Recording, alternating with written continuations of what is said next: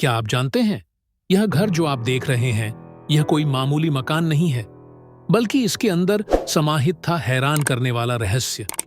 ऐसा रहस्य जो आज तक सुलझ नहीं पाया था। आखिर इस चार दीवारी के अंदर उस रात हुआ क्या? जब भी छत्तीसगढ़ में पेंडिंग केसेस की बात होती थी, उसमें इसका भी नाम आता था, पर अब नहीं आएगा। लगभग 8 साल बीत चुके थे। न जाने कितने पुलिस ऑफिसर्स आए और गए, लेकिन सबकी कोशिशें नाकाम रहीं। इतना वक्त गुजर गया कि केस सॉल्व होने की उम्मीद भी कम थी। पर अब जाकर यह केस अपने अंतिम चरण में पहुंचता है। इन्वेस्टिगेशन में जो सच्चाई बाहर निकली, घटना के पीछे की जो वजह थी, उसके बारे में परिवार, रिश्तेदार, आस पड़ोस के लोग, पुलिस, मीडिया, किसी ने भी सोचा नहीं होगा। यह घटना भी थोड़ी अजीब है।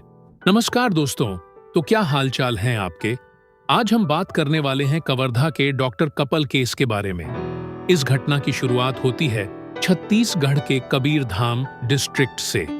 यह पहले कवर्धा के नाम से जाना जाता था, पर अब कवर्धा एक तहसील का नाम है जो इसी जिले में आता है। तो यहीं रामनगर के पास कैलाश नगर नामक इलाके में यह मकान विद्यमान है, जहां पर रहता था एक कपल जो कि डॉक्टर था। इसमें थे पति 54 साल के गणेश कुमार सूर्यवंशी यानी जी के सूर्यवंशी और इनकी पत्नी 52 साल की उषा सूर्यवंशी।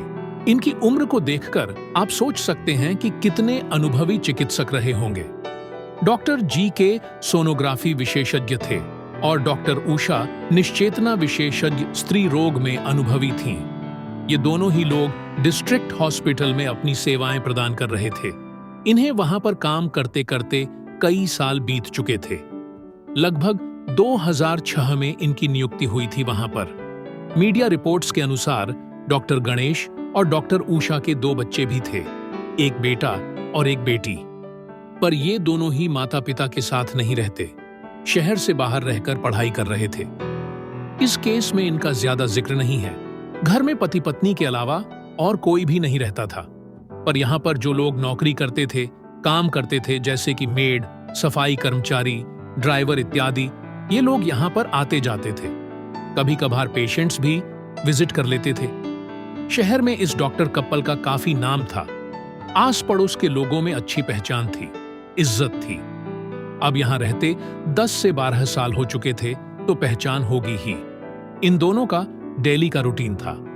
सुबह में डिस्ट्रिक्ट हॉस्पिटल जाना और शाम को ड्यूटी के बाद वापस घर लौट आना। कामकाज के चलते इनका आसपास के लोगों से उतना मिलना जुलना भी नहीं था, बस काम से काम रखते थे। अभी यह समय चल रहा है अप्रैल 2017 का। रोज ये पति पत्नी हॉस्पिटल जाते थे। मोहल्ले के कुछ लोग इन्हें आते जाते देखा भी करते, हाय हेलो हो जाता। मगर फिर अचानक से ये डॉक्टर कपल किसी को भी दिखना बंद हो गए। शुरू में तो लोग उतना ध्यान नहीं देते हैं। यहां पर बात हो रही है 4 अप्रैल से 6 अप्रैल के बीच के दिनों की। डॉक्टर गणेश और डॉक्टर उषा हॉस्पिटल जाना भी बंद कर देते हैं।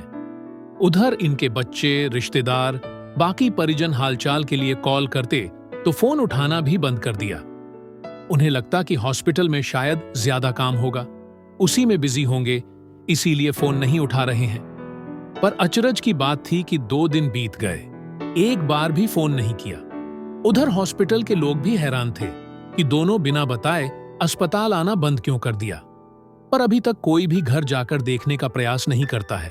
अब आती है तारीख 6 अप्रैल 2017। अभी तक आस पड़ोस के लोगों ने, मोहल्ले वासियों ने थोड़ी अजीब तरह की दुर्गंध महसूस करना शुरू कर दिया था, जो कि डॉक्टर कपल के घर से आ रही थी। पहले सभी ने सोचा कि कोई जानवर वगैरह होगा, घर के लोग किसी काम से कहीं चले गए होंगे, लेकिन किसी ने भी इन्हें घर से कहीं भी आते जाते नहीं देखा था। इनके घर में काम करने वाले जो स्टाफ थे, जैसे कि मेड, सफाई कर्मचारी, ड्राइवर, वह लोग भी यहां पर नहीं आ रहे थे। आखिर इसका मतलब क्या समझे? यहाँ के लोग घर में और भी चीजें ऑब्जर्व करते हैं। घर के अंदर से हल्की हल्की आवाजें आती थीं, जैसे टीवी चल रहा हो। घर के लाइट्स, पंखे, ऐसी सब कुछ ऑन था। और जब से ये कपल दिखना बंद हुए, तब से ही लगातार चल रहे हैं। अब तो यहां से दुर्गंध भी आने लगी है। पड़ोसी आपस में बातचीत कर रहे थे, जिन्होंने जो भी यहां पर आकर ऑब्जर्व किया था। अगर यह कपल घर से बाहर कहीं गए होते तो अपने इलेक्ट्रॉनिक फर्नीचर जैसे कि पंखे, एसी, टीवी सब कुछ ऑफ करके जाते, घर को लॉक भी करते।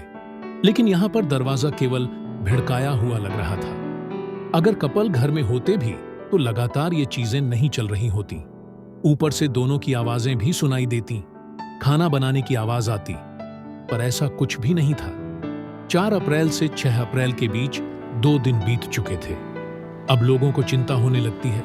बदबू भी यहां पर बढ़ते जा रही थी। अब इसी 6 अप्रैल के दोपहर में लोगों ने मिलकर पुलिस को कॉल करके सूचना दी। सिटी कोतवाली पुलिस तक यह खबर पहुंचती है। वहां के थाना प्रभारी अपने दलबल के साथ यहां पर पहुंचे। लोगों से बातचीत करके घर के अंदर जाते हैं। दरवाजा केवल भिड़काया हुआ था। घर के अंदर जाते ही बदबू वहां पर काफी बढ़ गई। सच में यहां पर लाइट वगैरह ऑन थे, पंखे चल रहे थे। पुलिस बदबू का पीछा करते हुए घर के पिछले हिस्से में जाती है जहां पर आंगन था। कुछ और भी लोग यहां पर साथ थे। जैसे ही ये वहां पर पहुंचे, इनके पैरों तले जमीन खिसक जाती है, क्योंकि वहां फर्श पर डॉक्टर दंपति पड़े हुए थे। चारों तरफ लाल लाल पदार्थ बिखरा हुआ था। पुलिस को वहीं पर 2 बड़े बड़े और भारी भरकम पत्थर के टुकड़े भी मिलते हैं। उन पर भी लाल पदार्थ के जमे हुए अंश थे। देखकर लगा कि शायद इसका ही इस्तेमाल हुआ होगा। फौरन यहां फॉरेंसिक एक्सपर्ट्स को बुलाया गया। वरिष्ठ ऑफिसर्स भी मौके पर पहुंचते हैं। पूरे घर की घेराबंदी करके तफ्तीश शुरू की जाती है। यह घटना इलाके में काफी सनसनी पैदा करने वाला था। एक दंपत्ति, दोनों ही जाने माने डॉक्टर्स, अपने ही घर में ऐसी अवस्था में पाए गए। इनके घर वालों को, परिजनों को खबर किया जाता है। बाहर लोगों की भीड़ भी इकट्ठा हो रही थी। रिश्तेदार, जान पहचान के लोग, दोस्त यार सभी यहां पर आते हैं। फॉरेंसिक टीम को आंगन के पास वाले कमरे में और भी ट्रेसेस मिलते हैं, जैसे कि इसी रूम में घटना को अंजाम दिया गया हो और फिर दोनों को आंगन में लाया गया। कमरे में कई सारे दाग धब्बे थे और ये ऐसे थे जैसे कि मिटाने की कोशिश हुई है, धुलने की कोशिश हुई है। यहां की परिस्थिति को देखकर लग रहा था कि इस घटना को हुए लगभग 2-3 दिन बीत चुके होंगे। पुलिस पूरे घर की एंट्री एग्जिट चेक करती है। यहां प्रवेश करने के कौन कौन से रास्ते हैं, दरवाजे हैं, खिड़कियां हैं। घर के अंदर सभी सामान, सारी चीजें, हर एक आइटम अपनी अपनी जगह पर मौजूद था। घर की अलमारियां सब कुछ सही सलामत थी। अंदर रखे सामान भी ठीक ठाक मौजूद थे। यहां से किसी भी तरह की कीमती चीजें गायब नहीं थीं। पैसे पड़े थे। डॉक्टर उषा जी के कीमती गहने भी अलमारी में अपनी जगह थे। कुल मिलाकर ऐसा प्रतीत हुआ कि यहां पर कोई लूटपाट के इरादे से नहीं आया था। घर में प्रवेश करने के जितने भी दरवाजे थे, खिड़कियां थीं, वो भी सही सलामत मिले। मतलब कोई जबरदस्ती आया हो, इसका भी प्रमाण नहीं मिला। फॉरेंसिक टीम और पुलिस घर की एक एक चीज को ध्यान से देख रही थी, परख रही थी। सबूत इकट्ठा किए जा रहे थे। इधर इस घटना की खबर पूरे इलाके में आग की तरह फैल गई। यह एक हाई प्रोफाइल केस बन जाता है। जो भी इस घटना के पीछे है, उसको पकड़ने के लिए ऊपर से प्रेशर आने लगा। अननोन के खिलाफ थाने में केस दर्ज हो चुका था। पुलिस भी कहती है कि जल्दी यह केस को सॉल्व करके जो भी इसमें शामिल है उसको पकड़ लेंगे। लेकिन किसी को क्या पता था कि यह केस बहुत लंबा जाने वाला है, रातों की नींद उड़ाएगा। पुलिस को अलमारी के ऊपर स्केच पेन से लिखा हुआ एक सेंटेंस दिखाई पड़ता है। लिखा था, तुम्हें मेरी जरूरत नहीं है, कभी मेरे से कोई हालचाल का संबंध मत रखना। अब इन शब्दों का क्या मतलब हो सकता है? आखिर किसने यह लिखा? क्या इस कपल में से किसी ने लिखा था या फिर किसी तीसरे ने, जिसकी इनसे कोई दुश्मनी हो, कोई विवाद हो? पुलिस को घर में छानबीन करने पर और भी पर्चियां मिली, कागज के टुकड़े मिले। उन पर भी ऐसा ही कुछ लिखा था। एक अलमारी के अंदर से कोई डायरी मिलती है जो कि डॉक्टर गणेश की थी। उसमें भी ऐसा ही कुछ लिखा था। इससे लगा कि शायद पति पत्नी में कोई विवाद है।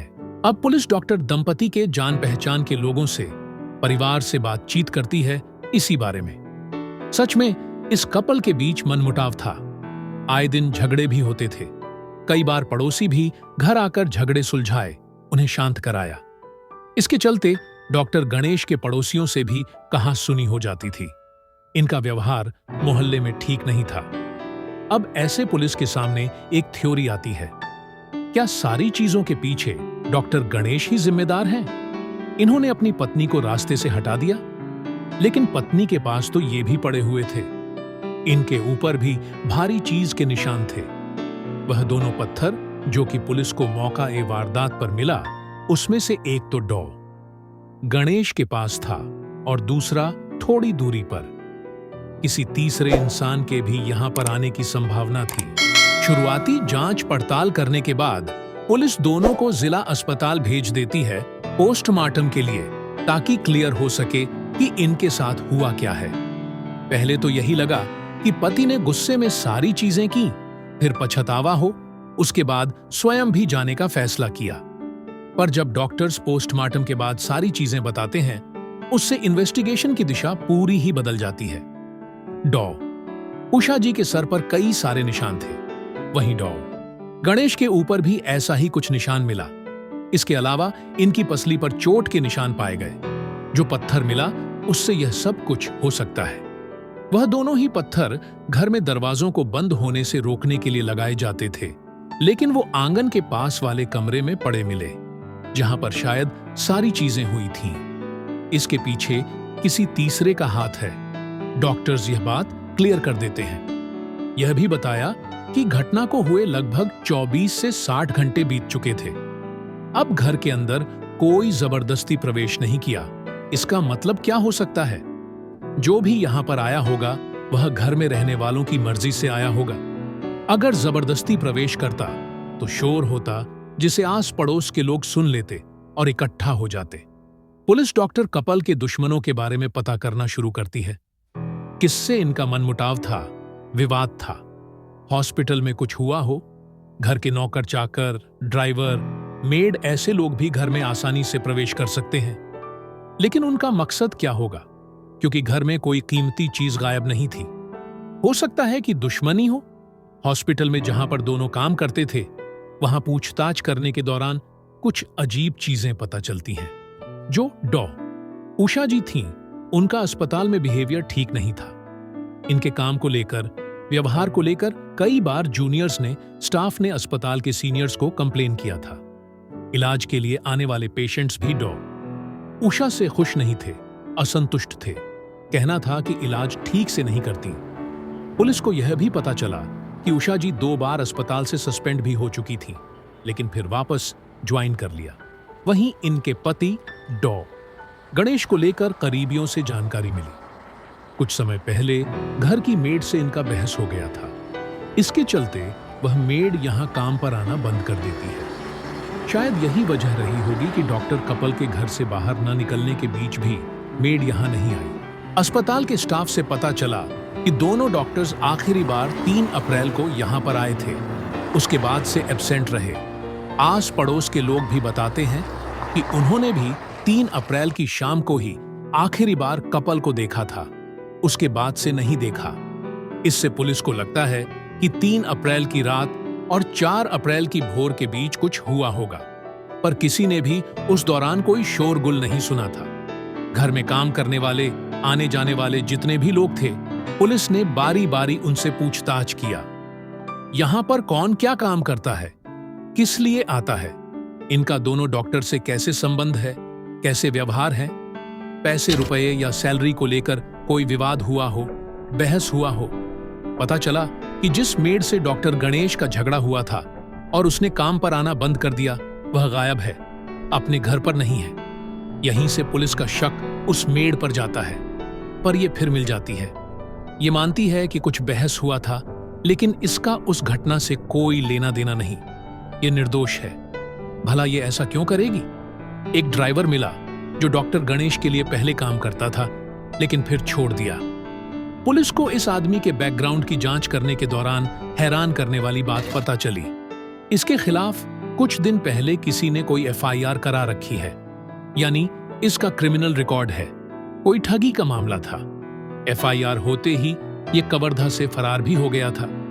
पुलिस ने घर की मेड और इस ड्राइवर दोनों पर कड़ी निगाह रखी, पर आगे इन दोनों को छोड़ दिया गया क्योंकि कोई ठोस सबूत नहीं था। उन दिनों इलाके में कोई सीसीटीवी कैमरे भी नहीं थे जिससे कोई सुराग मिल सके। पुलिस ने पति पत्नी के कॉल डिटेल्स चेक किए। शायद किसी संदिग्ध का इनके पास कॉल आया हो, पर ऐसा कुछ भी नहीं मिला। धीरे धीरे समय बीत रहा था, लेकिन पुलिस के पास कोई लीड नहीं। इतना सब कुछ कर लिया पर कोई सुराग नहीं मिला, एविडेंस नहीं मिला। पहले तो काफी जोरों शोरों से इन्वेस्टिगेशन हो रहा था, लेकिन जब ऑफिसर्स को कोई लीड नहीं मिली तो इस केस से उनका मन हटने लगता है। हालांकि जांच चल रही थी पर स्लो हो गई। फिर यह केस ठंडा पड़ जाता है। इसकी बातें कम होने लगी। धीरे धीरे हफ्ते महीनों में और महीने साल में बदलने लगे, लेकिन केस में कोई बढ़ोतरी नहीं हुई। 2017 से 2025 आ गए। लगभग 8 साल बीत गए। इतने समय में कई पीआई, एसपी का ट्रांसफर हुआ, लेकिन कोई भी इस केस को सॉल्व करने में सफल नहीं हो पाया। एक समय पर तो यह केस काफी चर्चित था, लेकिन अब फाइलें धूल खाने लगी। हालांकि यह केस पूरी तरह से बंद नहीं हुआ था, खुला था। जब भी जिले में अनसॉल्व्ड केसेस की बात होती थी तो उसमें यह केस भी था। मामले को थोड़ा तेजी देने के लिए कवर्धा के एसपी 11 दिसंबर 2024 को 10,000 रुपये का इनाम रखते हैं, जो भी आरोपियों का पता बताएगा। इसमें ही राजनंद गांव रेंज के आईजी अनसॉल्व्ड केसेस को फिर से टीम बनाकर सॉल्व करने के बारे में सोच रहे थे। अभी फरवरी 2025 का समय आ चुका था। फाइलों को ऑब्जर्व करने के दौरान, देखने के दौरान वापस से इनके सामने डॉक्टर कपल का केस आया। इन्होंने सोचा कि पहले इसी केस पर काम करेंगे, इसे ही प्राथमिकता देंगे। इसके बाद ये टीम गठित करते हैं। इसमें कई एसपी लेवल के ऑफिसर्स, एसडीपीओ बड़ा, कवर्धा के एसडीपीओ सहित कोतवाली थाने की पुलिस, साइबर पुलिस, सभी को मिलाकर एक टीम तैयार किया। फिर से ऑफिसर्स इस केस को लेकर एक्टिव हुए। इन्होंने पुराने इन्वेस्टिगेशन फाइल्स को स्टडी किया। इसमें कौन कौन से लोग सस्पेक्ट हुए थे, घर के नौकर चाकर, परिजन, आस पड़ोस के लोग, हॉस्पिटल स्टाफ, इलाज कराने वाले पेशेंट्स। पुलिस इन्हीं लोगों पर फोकस करती है। इतना तो साफ था कि कोई करीबी है जो आसानी से घर में आ जा सकता था।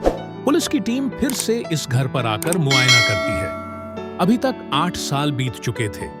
पड़ोसियों से फिर से पूछताछ शुरू हुई।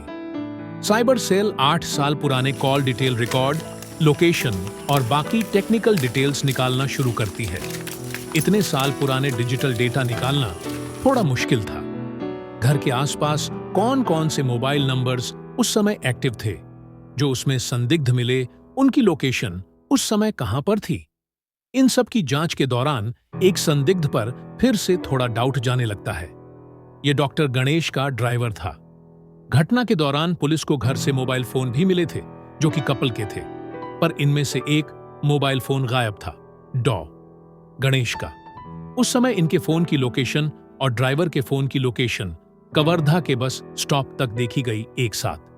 फिर दोनों मोबाइल बंद हो जाते हैं। यह बात है 4 अप्रैल 2017 के बिल्कुल भोर का 5:30 के बीच।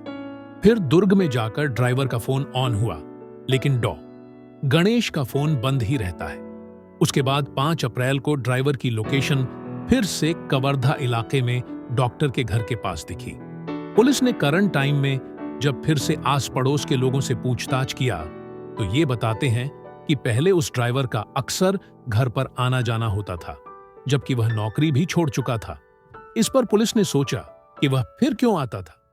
एक टीम कवर्धा के बस स्टॉप पर गई। यह 8 साल बाद का समय है। सोचिए, इतने समय में कितना कुछ बदल गया होगा। फिर भी उम्मीद करके पुलिस वहां पर गई। यहां पुराने दुकानदारों से, सफाई कर्मचारियों से बातचीत किया गया। 8 साल पहले डॉक्टर कपल का यह केस बहुत चर्चित हुआ था, हर कोई जानता था। पुलिस ने दुकानदारों से पूछा कि क्या आपने उस दौरान किसी अजीब आदमी को देखा था भोर में, जो कि अलग तरह से बिहेव कर रहा हो। यहीं से एक बड़ा सुराग मिलता है। पता चला कि एक नौजवान आदमी 27 से 30 साल का उस समय चाय की दुकान पर आया था। उसने 2-3 कप चाय पिए। वह थोड़ा डरा सहमा लग रहा था। फिर बस में बैठकर चला गया। आमतौर पर गर्मी में इतनी चाय कोई नहीं पीता। उसने पिया था, इसलिए नोटिस हो गया। यह आदमी और कोई नहीं बल्कि वही ड्राइवर था। ऐसा ही करीब 1.5 महीनों तक कबीर धाम की पुलिस जांच करती रही। बार बार रेडार में वही ड्राइवर ही आ रहा था। इसका नाम पता चला, सत्य प्रकाश साहू, उम्र 35 साल। 3 जुलाई 2025 पुलिस सत्य प्रकाश को उठाती है, लेकिन यह कुछ भी बताता नहीं है। पुलिस के पास कोई भी चश्मदीद गवाह नहीं थे, कोई सीसीटीवी फुटेज नहीं, ठोस एविडेंस नहीं जिसे सख्ती से इससे पूछताछ करे। बस केवल संदेह था। इसके बाद पुलिस सोचती है कि क्यों ना सत्य प्रकाश का lie detector test, brain mapping test कराया जाए। इसमें सवाल पूछते हैं, अगर झूठ बोले तो पकड़ा जा सकता है। इसके अलावा नार्को टेस्ट कराने का भी फैसला किया। हालांकि इस तरह के टेस्ट यूं ही नहीं कर सकते, कोर्ट से परमिशन लेना पड़ता है, तो अदालत से इजाजत लेकर सारी प्रक्रिया होती है। जो भी सवाल सत्य प्रकाश से पूछे जा रहे थे, यह जवाब दे रहा था।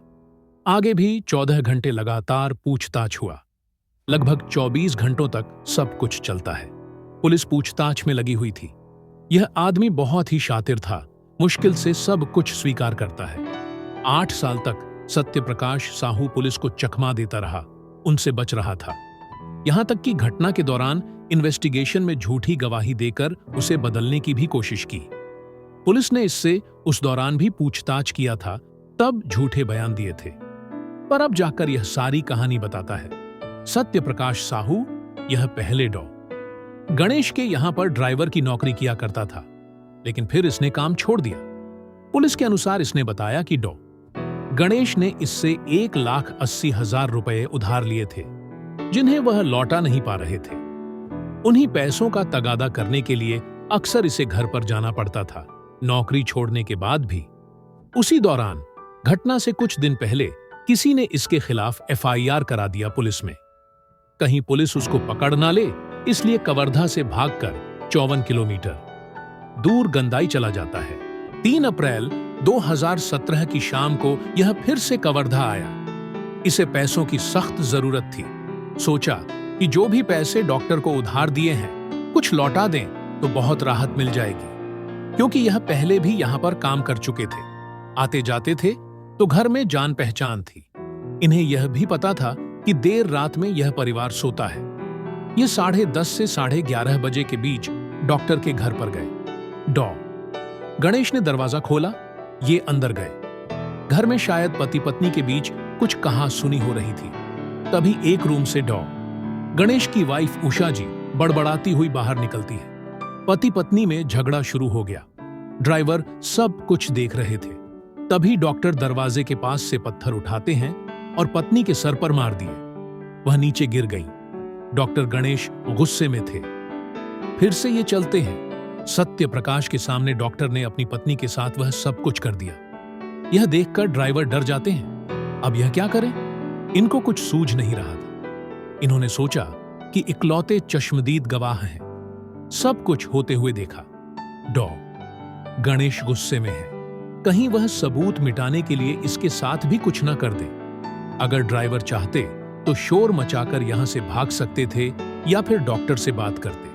कहीं डॉक्टर इसके साथ भी कुछ ना कर दे, इसीलिए इसने पहले उन्हें धक्का दिया। वह अपना बैलेंस खोकर टेबल से लगकर नीचे गिर गए। फिर ड्राइवर दूसरा पत्थर उठाकर उनके ऊपर लाया। यह सब इसने डर की वजह से किया। जब सारी चीजें शांत होती हैं, तो यह बैठकर सोचता है कि अब पुलिस पकड़ेगी, यह जेल जाएगा। इसकी एक खुशकिस्मती थी कि ना तो इसे कोई घर में आते हुए देखा था और ना ही बाहर जाते हुए देखा। इलाके में सीसीटीवी कैमरे भी नहीं थे। यह आदमी कमरे में ही बैठकर सोचता रहा। उसके बाद ये दोनों को बारी बारी रूम से निकालकर आंगन में ले गया। रूम की सफाई की, फिर सुबह होने का इंतजार किया। भोर के 5 बजे के आसपास ये घर से निकलता है। अपने साथ डॉ गणेश का एक फोन भी रख लिया। घर की लाइट्स, पंखे, ऐसी सब कुछ खुला छोड़ देता है। बस घर के दरवाजे को बाहर से भिड़काकर चला गया। ये जोधन रोड की ओर से निकलकर बस से दुर्ग जाता है। यह गंदाई में डॉक्टर के फोन को किसी दुकान पर 100 रुपए में गिरवी रख देता है। उसके बाद दुर्ग चला गया। वहां पर सुबह का अखबार पढ़ा। कहीं डॉक्टर कप्पल के बारे में कोई खबर तो नहीं छपी। 5 अप्रैल को यह वापस डॉक्टर कप्पल के घर के पास आया, देखने के लिए कि मामला खुला है या नहीं। अभी तक यह मामला खुला नहीं था। फिर यह वापस अपने घर चला गया। अगले दिन 6 अप्रैल को जब पड़ोसियों को दुर्गंध आई तो उन्होंने शोर मचाया, पुलिस को बुलाया। मामला मीडिया में चलने लगता है। फिर ड्राइवर वापस यहां पर पहुंचा। आखिर पुलिस यहां क्या कर रही है? कौन सी दिशा में जांच शुरू होगा? यह भी पुलिस में अपना बयान देता है। डॉक्टर के परिजनों के साथ दुख जताया। पुलिस के आगे पीछे घूम रहा था। अगर यह गायब हो जाता तो पुलिस शक कर सकती थी, जैसे कि मेड पर किया। उस समय की पुलिस इन्वेस्टिगेशन पर भी सवाल उठने लगा कि उन्होंने ठीक से जांच नहीं किया, तभी 8 साल तक आरोपी घूम रहा था। यहां 5 जुलाई 2025 तक पुलिस सत्यप्रकाश को ऑफिशियली अरेस्ट कर लेती है। इसके पास इसकी एक बाइक भी जब्त किया गया। 9 जुलाई को डॉक्टर के घर पर जाते हैं सीन को रिक्रिएट करने के लिए। वहां पर सत्यप्रकाश साहू सब कुछ डिटेल में बताता है। जो पुलिस सवाल पूछती कि इस जगह पर क्या हुआ, इस पॉइंट पर क्या हुआ, वहां पर क्या हुआ, साफ सफाई कैसे की। इसी बीच वरिष्ठ अधिकारियों के साथ साथ एफएसएल टीम भी मौजूद थी। घटना के दौरान काफी सारे फोटोग्राफ्स भी लिए गए थे, उन्हें भी साथ लेकर आए थे। पुलिस बारीकी से हर चीज सत्यप्रकाश से पूछती है। फोटो में जो इंफॉर्मेशन थी वह इसके रिक्रिएशन से मैच कर रहे थे। यह आदमी ऐसे सब कुछ बता रहा था जैसे सालों पुराना दिल का बोझ हल्का हो रहा हो। पूरे सीन रिक्रिएशन की वीडियोग्राफी भी की जाती है ताकि कोर्ट में ठोस सबूत प्रस्तुत कर सके। इस एक केस में 2 आरोपी थे। डॉक्टर उषा जी के आरोपी उनके पति डॉक्टर गणेश और डॉक्टर गणेश के लिए उनके ड्राइवर सत्यप्रकाश। ड्राइवर को डर था कि कहीं डॉक्टर इसका भी वही हाल न करें जो कि अपनी पत्नी का किया। इसी वजह से यह भी घटना को अंजाम देता है। आईजी ने 2 जुलाई 2025 को रुपये 20,000 का इनाम घोषित किया था। उसके अगले ही दिन सत्यप्रकाश पकड़ा जाता है। एसपी द्वारा रुपये 10,000 और आईजी द्वारा रुपये 20,000, टोटल 30,000 रुपये इन्वेस्टिगेशन में शामिल ऑफिसर्स को वितरित किए जाएंगे इनाम के तौर पर। 8 साल पुराना केस 1.5 महीने की जांच में सॉल्व कर दिया। पुलिस का कहना है कि जल्दी ही यह चार्जशीट रेडी करके कोर्ट में सबमिट करेंगे और न्याय दिलाएंगे। 5 जुलाई को ही कबीरधाम के एसपी प्रेस कॉन्फ्रेंस करके मीडिया में सारी चीजें बताते हैं। इसमें थाना कोतवाली और साइबर टीम की अहम भूमिका रही। थाना प्रभारी, साइबर प्रभारी, उपनिरीक्षक, एएसआई और बाकी अधिकारियों का भी महत्वपूर्ण योगदान रहा। तो वीडियो को यहीं पर खत्म करते हैं। आप कमेंट करके अपनी राय बताइए। इस वीडियो को लाइक और शेयर जरूर करिए और हमारे चैनल को सब्सक्राइब करके बेल आइकॉन ऑन कर लीजिए। मिलते हैं नेक्स्ट वीडियो में। धन्यवाद।